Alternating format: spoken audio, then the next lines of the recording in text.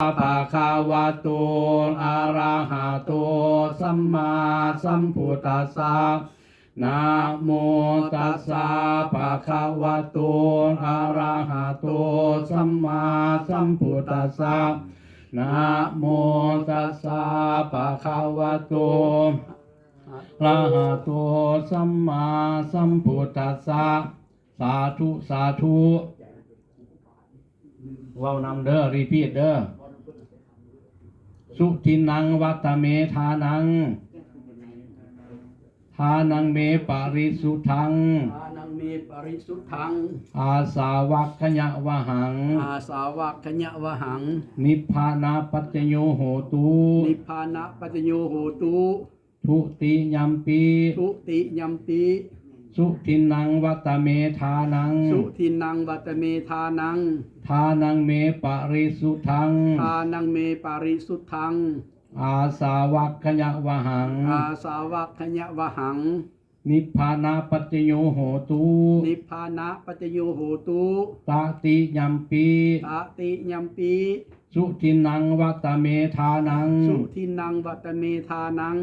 ทานังเมปาริสุทังทานังเมปริสุทธังอาสาวัคขยะวหังอาสาวัคขญะวหังนิพพานาปัจจโยโหตุ นิพพานะปัจจโยโหตุ อนาคเตกาเลอนาคเตกาเลอิมานิ อิมานิ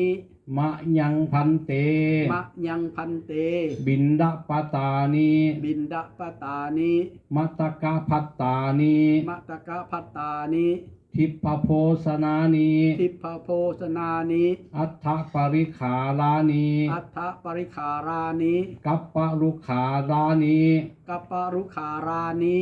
ปัจจยทานานิ ปัจจยทานานิ สังฆทานิ สังฆทานิ สัพปริวารานิ สัพปริวารานิ ภิกขุสังฆสา ภิกขุสังฆสาโอโนสยามา โอโนสยามะสาธุโนพันเต สาธุโนพันเต ภิกขุสังโฆ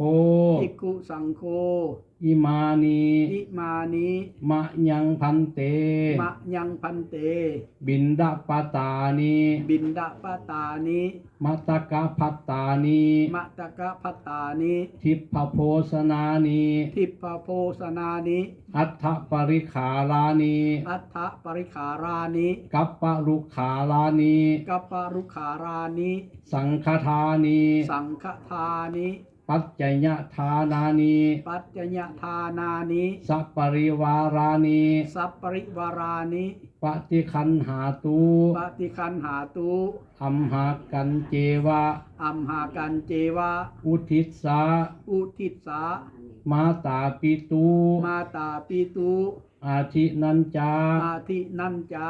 ญาตกานันจา ญาตกานันจาก าลกตานัง กาลกตานัง ทิคารตัง ทิฆารตัง หิตายา ทิตายะ สุขายา สุขายะ ข้าแด่พระภิกขุสงฆ์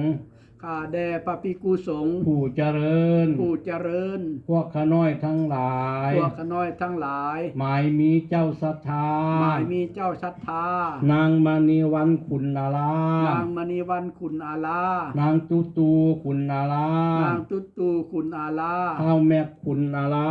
เอาแม่คุณอาลา พร้อมทั้งญาติพี่น้องทั้งหลาย พร้อมทั้งญาติพี่น้องทั้งหลาย ขอน้อมถวาย ขอน้อมถวาย เข้าบิณฑบาต เข้าบิณฑบาต มัตตกะพัตตาหาร มัตตกะภัตตาหาร พาเข้าทีพ พาเข้าทิพย์ กองอัฏฐาก องอัฏฐา ต้นกันละปะพึกษ์ ต้นกัลปะพฤกษ์ ปัจจัยไสยทาน ปัจจัยสัญญาทาน พร้อมทั้งกวยสังฆทา พร้อน มทั้งกล้วยสังฆทาน และเครื่องบริวาร และเครื่องบริวาร ทั้งหลายเหล่านี้ ทั้งหลายเหล่านี้ แด่พระภิกขุสงฆ์ แด่พระภิกขุสงฆ์ ขอพระภิกขุสงฆ์จงหาบ ขอพระภิกขุสงฆ์จงหาบ เข้าบิณฑบาต เข้าบิณฑบาต มัตตกะพัตตาหาร มัตตกะภัตตาหาร พาเข้าทีพ พาเข้าทิพย์ กองอัฏฐาก องอัฏฐา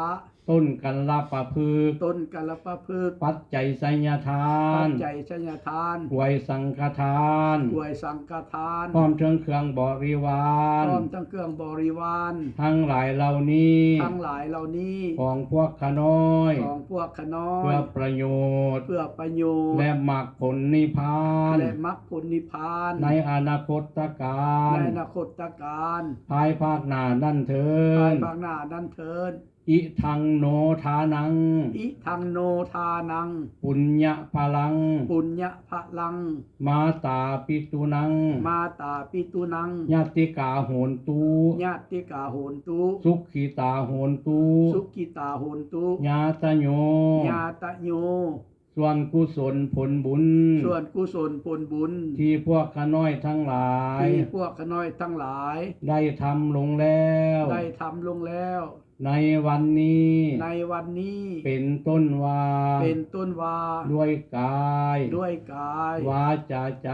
วาจาใจ ได้บริจาคทาน ได้บริจาคทาน ได้ไหวพระ ได้ไหวพระ ได้สมทานศีล ได้สมทานศีล ใจเจริญเมตตา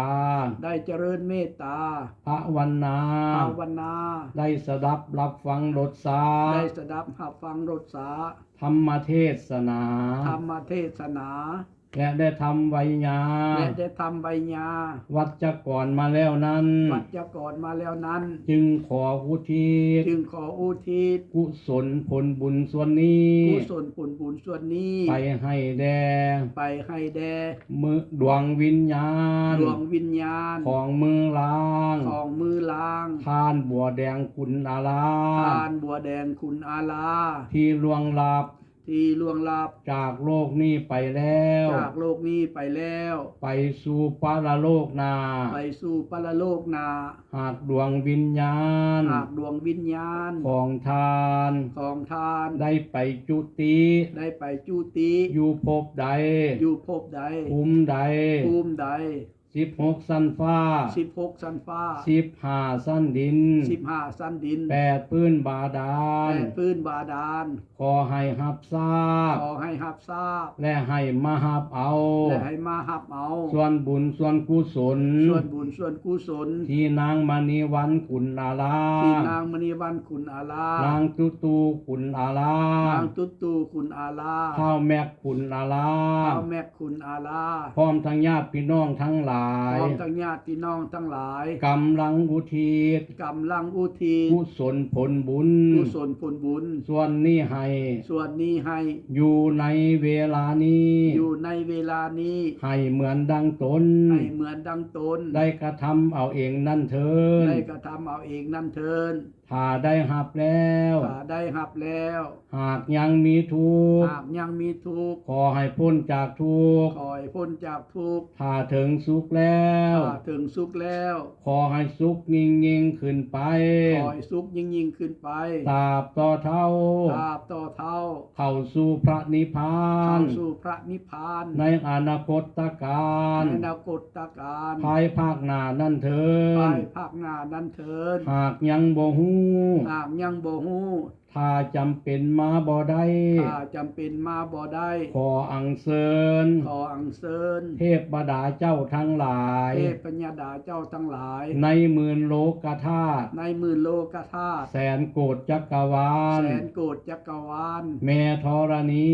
แม่ธรณี จงนำข่าว จงนำข่าว กุศลผลบุญส่วนนี้ กุศลผลบุญส่วนนี้ ไปบอกเราให้แด่ ไปบอกเราให้แด่ ผู้ที่กล่าวนำมาแล้วนั้น ผู้ที่กล่าวมานับนำมาแล้วนั้น แด่ก็ข่าเถิ แด่ ด ก็ข้าเถิด สา